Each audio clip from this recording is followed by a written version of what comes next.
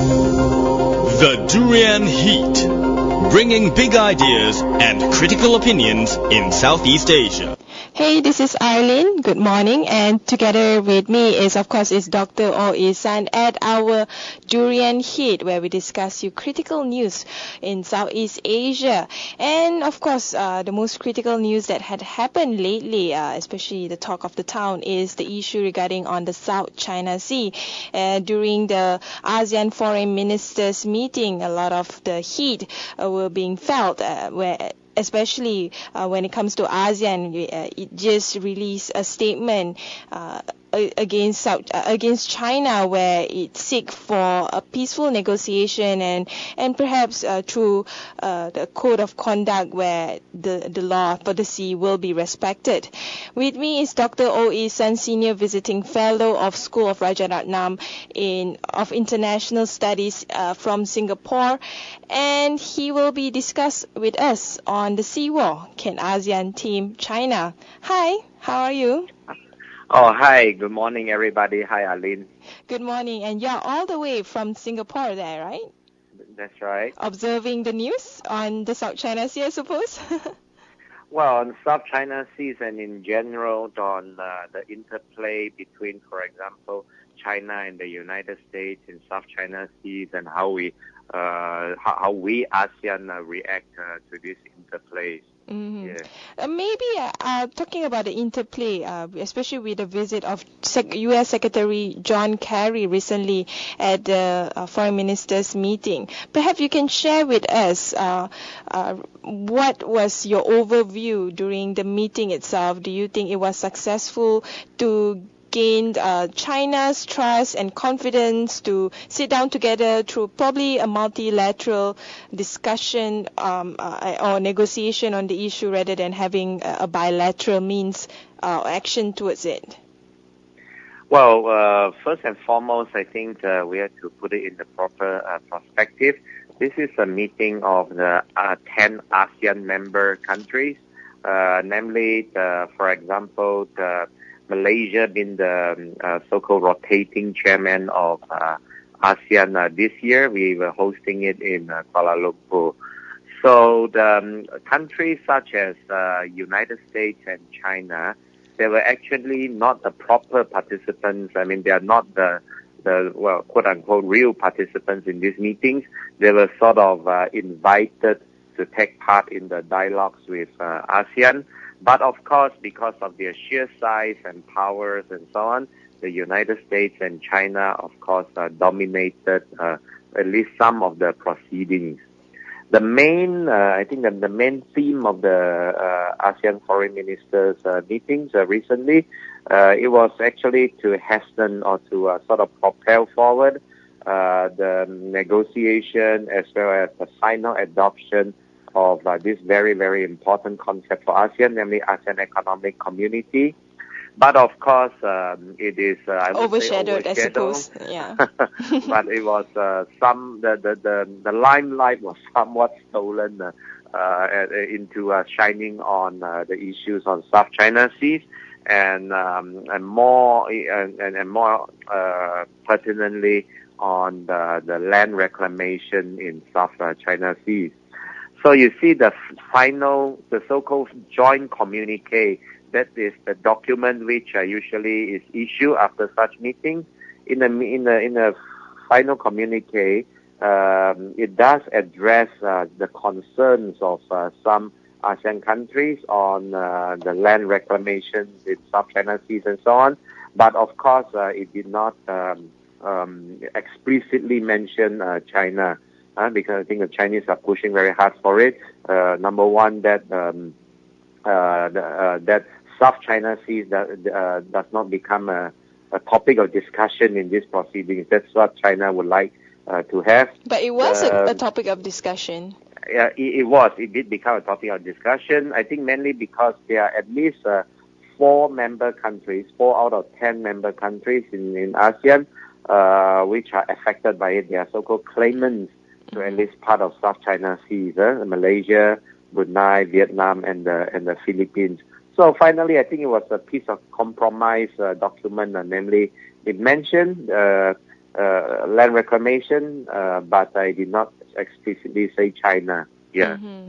So for Malaysia, why we choose to actually talk about this topic? I mean, earlier on, we were not really sure where the position of either Malaysia or even ASEAN on the South China Sea issue. But now it seems like ASEAN is moving towards the idea that maybe we should talk about it and we should push for the code of conduct and not be silent about it. Well, I think the push for code of conduct has always been there.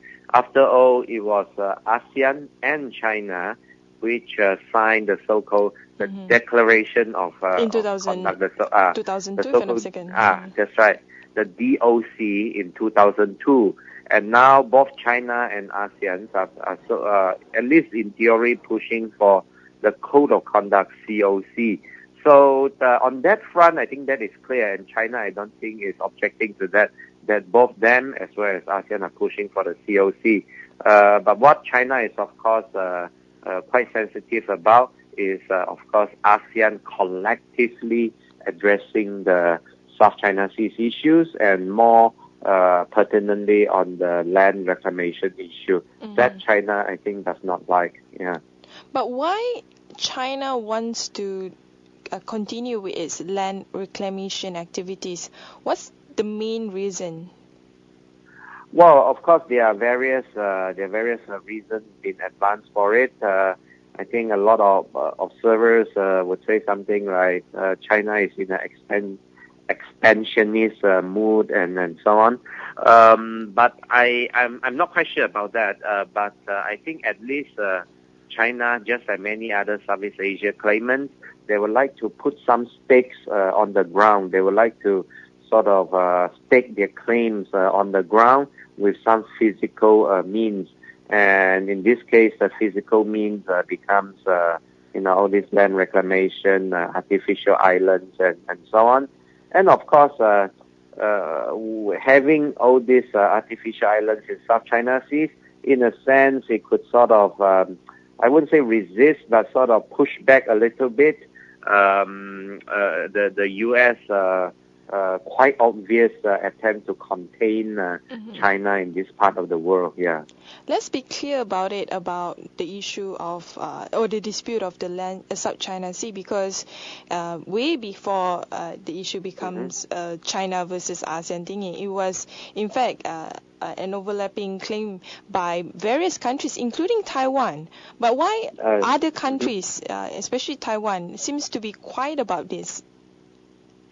Well, Taiwan, for example, had to be quiet about this because internationally it does not have a lot of recognition even as a country. So, and China, of course, claims Taiwan to be part of its territory as well. So Taiwan, although it does occupy one of the larger islands in the Spratleys, the Taiting Islands. When it comes to all these multilateral or bilateral dealings vis-a-vis South China Sea, it really doesn't have a lot of say to it. Yeah. And what about the issue on the Spratly Islands? Is it an isolated case under a different court altogether? Because they are, I think, it's still under the court proceeding on whether who should have more stake on the Spratly Islands. But with the South China Sea becomes such a major issue, what's the development of the Spratly Islands right now? Well, the various claims over Spratly Islands, as advanced by China, by Philippines, by Taiwan, by Malaysia, I think even Vietnam and Brunei and so on. These are, of course, part and parcels of the overall South China Sea disputes, which also include claims over other islands like the so-called Paracels and so on. But of course, I think it was last year, the Philippines put forward a case in the International Arbitration Tribunal, which was set up under the the so-called UNCLOS, United Nations Convention on the Law of the Sea, right? Yeah. So Philippines advanced a case to this arbitration panel or arbitration tribunal, but China does not agree. China does not want to go to court. And you see, when in international law, in public international law, every country is so-called sovereign, right? Unlike our normal laws. I mean, let's say we did something wrong, we performed some criminal act, right? Whether we like it or not, we are subject to some laws, right? But when it comes to so-called international law, every country is considered sovereign and independent, and therefore they have the right to pick and choose the laws, you see. So for China, when it signed the UNCLOS, United Nations Convention on the Law of the Seas, it at the time that it signed UNCLOS, it also stated a so-called reservation. Reservation means, okay, I agree with this document, but I don't agree with certain provision. So China's reservation was that it will not subject itself to all this arbitration tribunal as stated in the UNCLOS. So China said, now see, when we signed that documents, we already said we will not be subjected to arbitration. So, but the Philippines, of course, to still go ahead with it. Yeah. So do you think it's a fruitless effort by the Philippines since, I mean, there's nothing much that UN can do anyway? Well, I think from a Filipino point of view, they would like to... It's a principle action, number one is principle, yeah. And number two, I think, assuming they do win in that case, at least they will have a so-called moral victory from their point of view. Yeah. I'm actually quite curious about China's action towards the South China Sea because what's the real motive for China being so, I guess, insistent on having the South China Sea to themselves? Is there a more economic reason to it, or is more a historical reason to it, or is it because China has gained more power, so it's part of their way of saying that it's no longer a hegemonic society, no longer hegemonic power by the U.S. Now is probably by a bipolar world that we are living in. Well, I think it's a combination of all of what you just said. Number one, of course, China advanced the so-called historical claim, namely all these islets and reefs and features and so on. Since many thousand years ago, China said their administrations over it, namely. So sometimes there are some buildings over it. There are some Chinese fishermen who use those facilities and so on. Number two is, of course, a potential economic reason. I wouldn't say a real economic reason, but potential economic reasons because there are various sayings that underneath South China Sea there are oil, there is gas, and so on. So those I think is important as well. Number three is, of course, the fear or at least the worry about the U.S. containment of China, namely that if the U.S. were able to control these very, very important international waters, namely South China Seas, then the U.S. is in a position to stop China at any time from, for example, doing business, doing trade, and so on. And number four is, of course, a related reason, namely China, I think, also feels that nowadays it is, the world's second largest economy, it's a superpower and so on. So it would like to signal to the rest of the world. So this is my sphere of influence, at least in this part of the world, South China Seas, and I think even by extension, Southeast Asia is my sphere of influence, not yours. Yeah. It's interesting that you mentioned that. Anyway, we will take a one short break. When we discuss, we will talk more about China's expanding power and how it's affecting the South China Sea.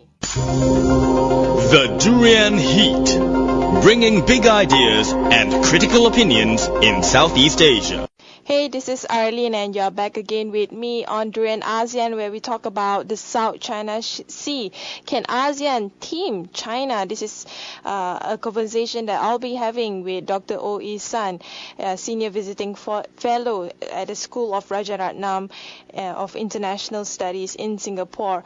So earlier on we discussed a lot about the situation on the South China Sea and how the Philippines has filed a UN arbitral tribunal against China, even though China might not be interested in it.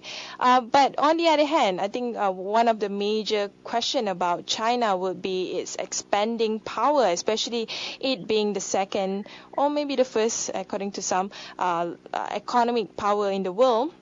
And with China's project, I would say their baby project, the Silk Road policy, it seems like it is embarking on a focus of expansionism. In the case of South China Sea, do you see that it is part and parcel of the bigger framework of what China is envision itself, at least in the next 5 to 10 years? Well, I think what China is doing does not quite fit the traditional definition of expansionism, because the traditional notion of expansionism is actually expanding, your land and to acquire more, for example, colonies and so on.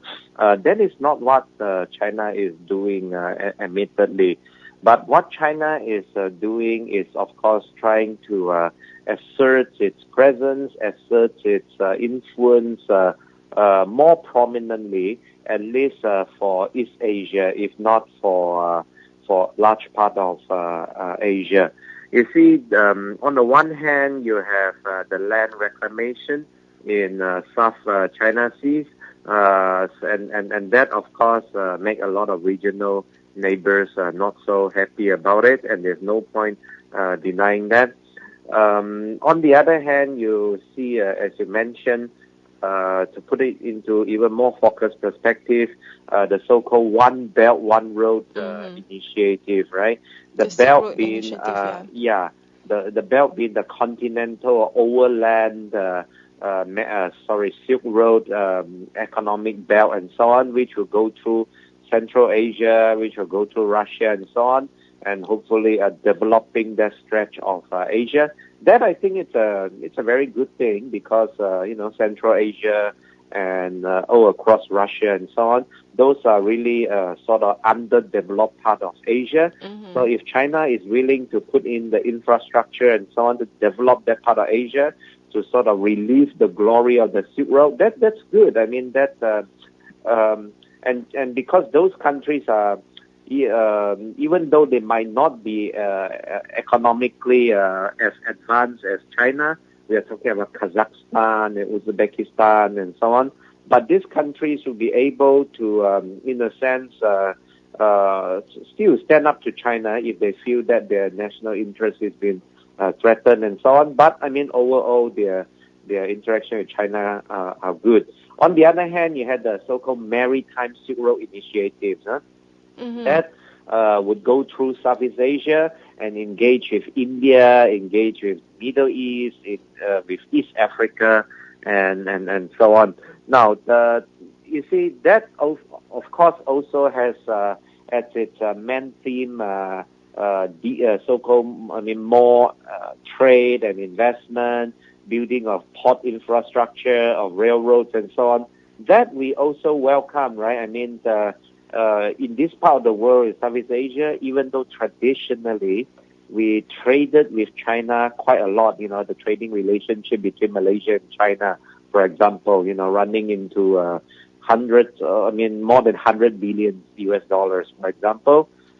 We could really use more investment from China. So if China wants to invest more, we have no problem. Of course, China, I think it's doing a two-pronged approach. It is asserting itself both economically and, on the other hand, also strategically. But the building of artificial islands and some and other land reclamation activities, is it really part of the maritime Silk Road project? Well, not quite. But of course, they would like to have those outposts. I would call them outposts, so that at times of emergency, they could have certain presence there. They could have certain military presence there. I mean, they would like to, as I say, assert to regional countries as well as to the United States that I'm here, I'm taking my claims. It is, I think, similar to what U.S. is doing in, like in Cuba. There's a Guantanamo Bay, famous for holding the prison. Actually, it's a U.S. U.S. Base. It's a U.S. Military base to stake its presence there in Central America. And talking about U.S. military base, of course, in the past few months, the Philippines also had agreed to extend the U.S. military base in the country. This is either directly or indirectly related to the South China Sea dispute. But at the same time, I'm wondering, besides trying to contain China, is there any other reason the U.S. seems to be interested in the South China Sea?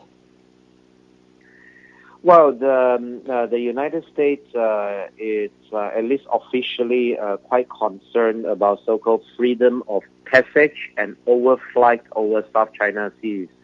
Namely, because China's sovereignty claims over South China Seas extends to the so-called 9-dash line. That is quite close. I mean, even quite close to our waters. So we are talking about about 100 nautical miles away from our seas, from our Malaysian territorial seas, and so on. So imagine if all this part of South China Seas belongs to China. Then, if their ships are trying to pass through this part of South China Seas, or their planes flying over, then China theoretically could say, no, you cannot fly over, or no, you cannot enter my territorial seas. So the U.S. is quite concerned about this point. Yeah.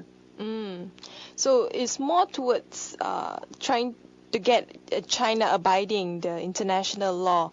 Also is part of the U.S. stake at getting into the South China Sea. But other countries as well, India, EU, Japan, Australia, they are also concerned about the dispute. Do you think it will affect the neighboring countries, at least India, Japan, and Australia, if the escalation on the South China Sea goes even larger? Well, of course, because this is a very important so-called body of water, because I think more than half of the world's trade, and when you are shipping from, let's say, from India to the United States and vice versa, typically you will pass through South China Seas.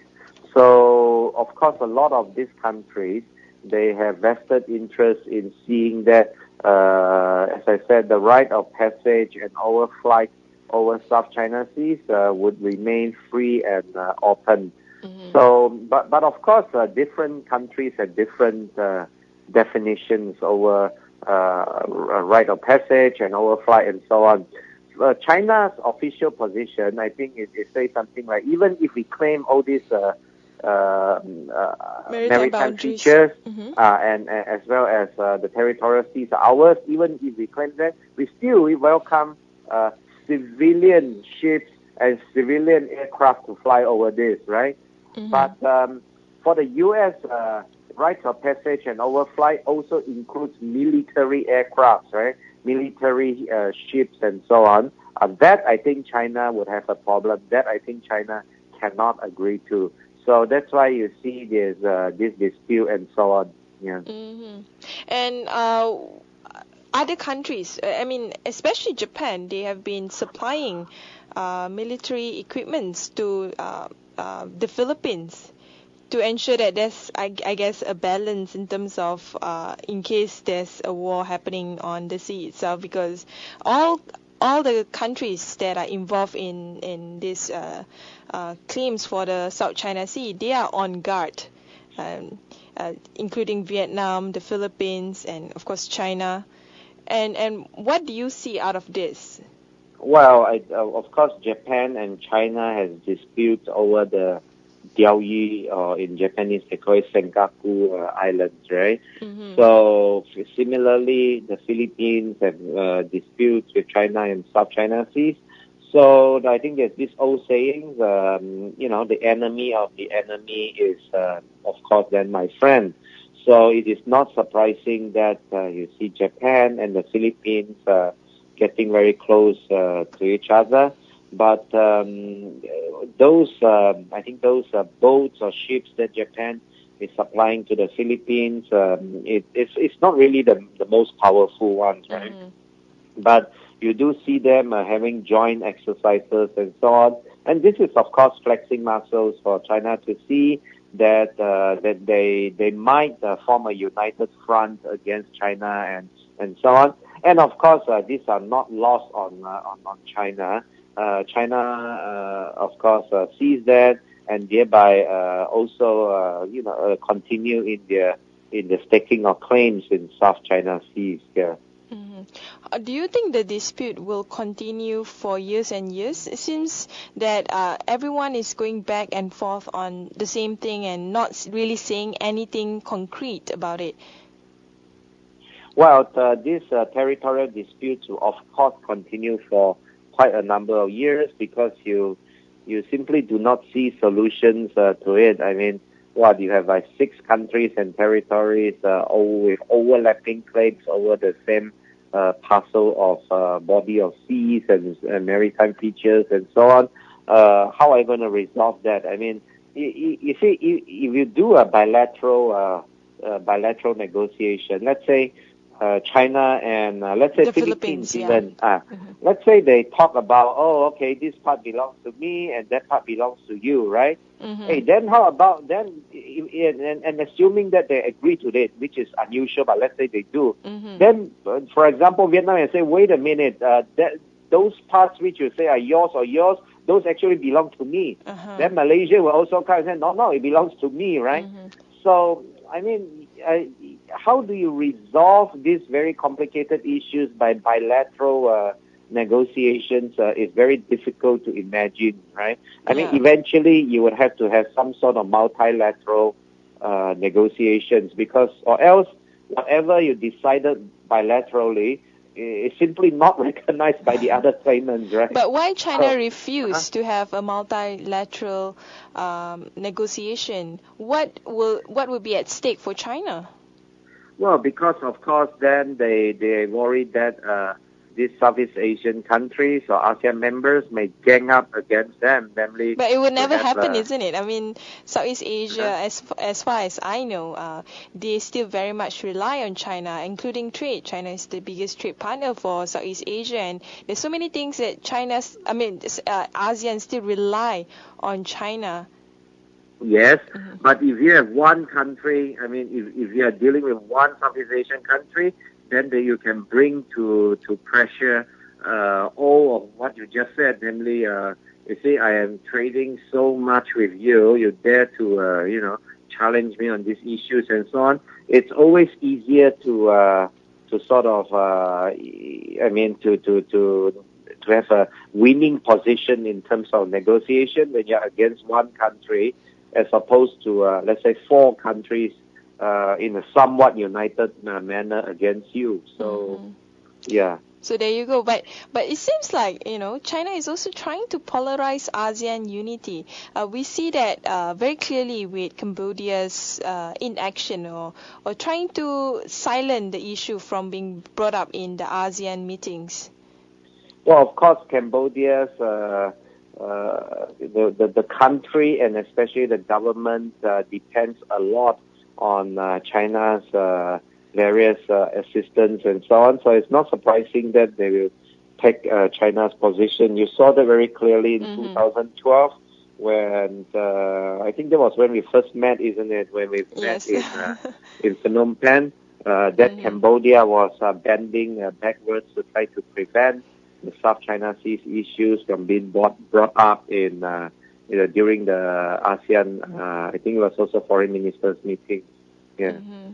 So why do you think this is happening? Why China is trying to polarize ASEAN unity? Well, it's not that they. I mean, of course, they will take offense to saying that they polarize ASEAN and so on, because they in their view, for example, the Philippines and Vietnam were also siding with the U.S. and so on. So what's wrong with us having Cambodia siding with us from their point of view? Now, you need to look at this, I think, from a larger perspective. Now, ASEAN is a conglomerate of 10 Southeast Asian countries, right? Individually, all of these countries are not that powerful, but together they form a huge trading bloc, right? According to, I think, it was said during the ASEAN foreign ministers meeting that if we form this AEC in maybe 10 to 20 years' time, we will surpass the European Union to be the world's largest trading bloc, you see. So only in unity can we stand as a very powerful entity, right? As cheesy as it sounds, but in the future we can foresee ourselves being in that position.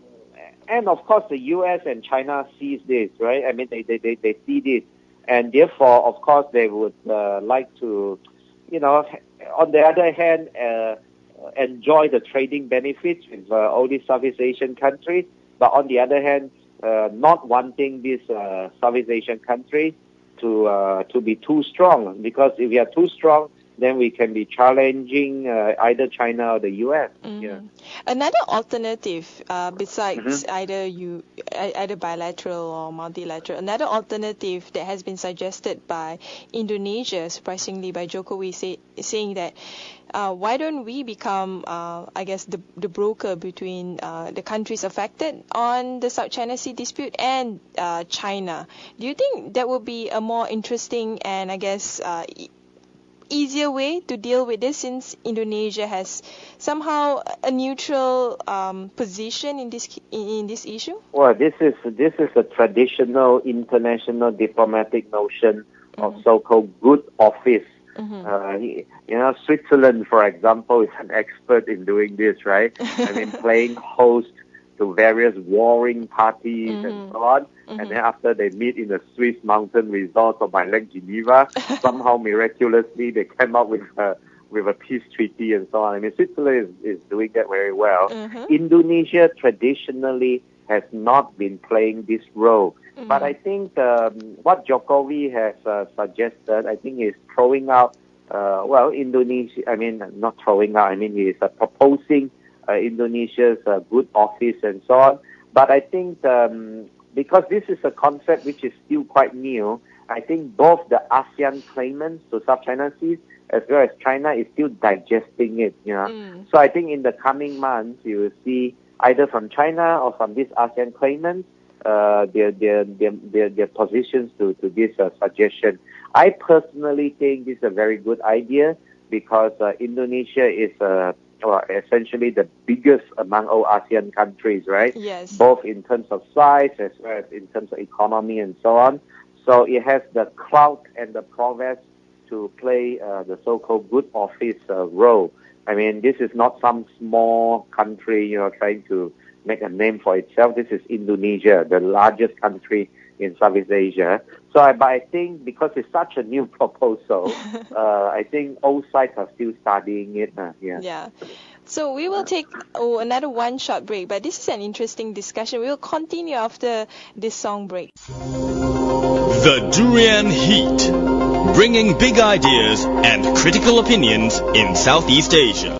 Hey, this is Arlene and you're still with me and of course with Dr. Oh San on the discussion regarding on the South China Sea. Earlier on we discussed a lot about how to address the South China Sea problem. But there's another one more interesting suggestion which I didn't really thought of it until someone actually mentioned it during the foreign ministers meeting. It was actually creating a direct hotline in case there's the escalation is uncontainable. What do you think of having a hotline, something that is similar during the Cuban Missile Crisis? Well, all these hotlines, you have quite a number of hotlines, right? I mean, it's not only between the U.S. and China. You have hotlines between China and the various disputants, so-called, namely the Malaysia, Brunei, and various other countries, right? So this is, I think, important to have hotlines both at the national leaders level as well as at the so-called operational levels. That means, for example, the Navy chiefs of the various countries, they will have hotlines to each other and say, hey, your ships and my ships are too close to each other, right? So I think these are important. And come on, in these modern days, I mean, we are not back in, like, as you say, Cuban Missile Crisis times. An international coast, you really have to physically patch it through, you know. Now, now hotlines can simply mean, in a sense, like WeChat or WhatsApp, even right? Skype. So it's not a big, how should I say, it's not a difficult issue technically. I mean, it's a question very often of exchanging phone numbers, you know. So, yeah. But the reality is, our countries that are really being affected by this dispute, talking to each other. I'm talking about Vietnam, Philippines, and China. Are they really talking to each other? At least either directly or indirectly or I openly think they are. or I think, closely? I think it's inconceivable that they are not. I think at least China, Vietnam, and Philippines, I think I don't think the three of them are, having a meeting together. But I think, for example, between China and Philippines, China and Vietnam, between Vietnam and Philippines and so on, they are talking to each other. So there is some bilateral, I would say, exchange between countries, disputants. Yeah, I think that is going on, but still it doesn't solve the overall dispute because the overall dispute involves 6 parties, right? You must have a solution which is satisfactory to all 6 parties. You cannot have a solution which is satisfactory only to 2 countries. Yeah. So overall, what's the way forward? Do you think? I mean, of course, there's so many suggestions, but in these coming months, at least, what's the way forward for ASEAN to deal with it? At least for until the next ASEAN summit.